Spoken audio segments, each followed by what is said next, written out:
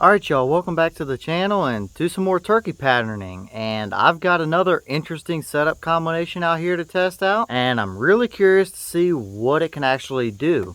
I have high hopes for it, but we really don't know unless we try it. So for what we're going to be running today, as far as the ammunition goes here, I brought out some more of the Rogue 410 ammo. It's the 410 3-inch 27/32 ounce of number 9 TSS shot, and they say they're going to be going 1100 feet per second, but I do have my chronograph, so we'll see how close we actually get to that number. And as for the shotgun we got out here today, I brought back out this tiny little thing. This is my New England Firearms Pardner SB-1 410. It is the youth model, so it's got a really short stubby barrel on it with a really short length of pull. So last week we brought it out here and tested it with the herder shells. If you haven't seen that video, I'll leave the card above, but they definitely showed some promise. And for a fixed full choke barrel in an old youth 410 like that, there wasn't a lot that I could really complain about. So that kind of led us to want to test more different kinds of loads through it and see if maybe it likes one shell better than the other, or a specific shot size over the other, or anything like that. But as for the test, it's going to be the same as usual. I'm not going to handicap that at all. It's going to be 40 yards just like every other turkey test. I do have my chronograph like I said earlier, so we'll see how close we actually see to the 1100 feet per second out of this short barrel. So let's get you guys a view of the target.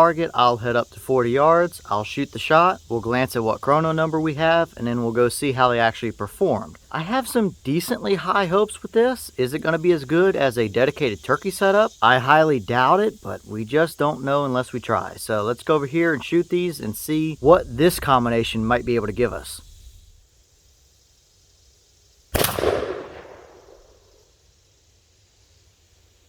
Alright, so that shell gave us 1,096 through the chronograph. The boss called for 1,100, so we're right there on the mark, which is yet again pretty surprising considering how short of a barrel this gun has. I figured they would have tested it through like a 24 or 26 inch, but this little like 18 or 19 inch barrel on this gun has definitely given us some pretty decent velocity numbers. So everything looks good up here, but how did it do down range? Let's go check it out and see.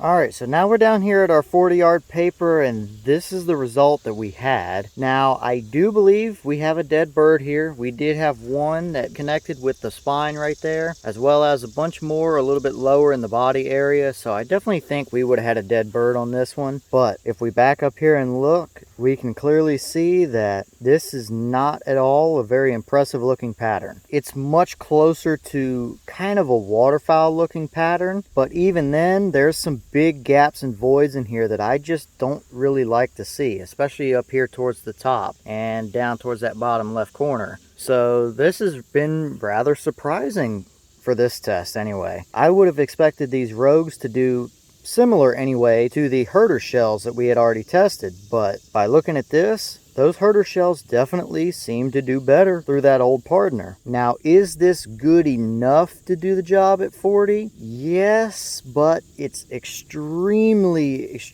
on the fence. Would I trust it to do that every time? No, it could be better or it could be worse with every shot. We really don't know. So for this combination, 30 yards might be about the max. I might try it at 35 on paper just to see what it could do, but either way, this is pretty surprising because I expected these to do pretty similar to what the herders did, to be honest with you. But that's why we go out and test things and the loads and the guns and stuff that we want to use before we take it out hunting, because this is the kind of results we might find.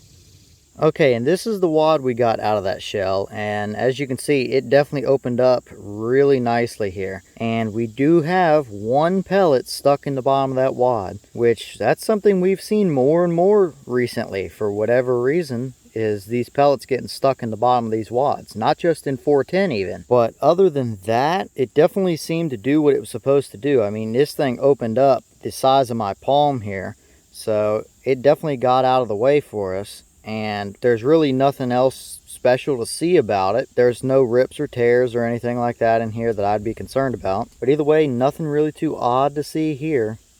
Alright y'all, well, what did you think about that performance? I'm not gonna lie, I was hoping for better. I had pretty decent hopes for it.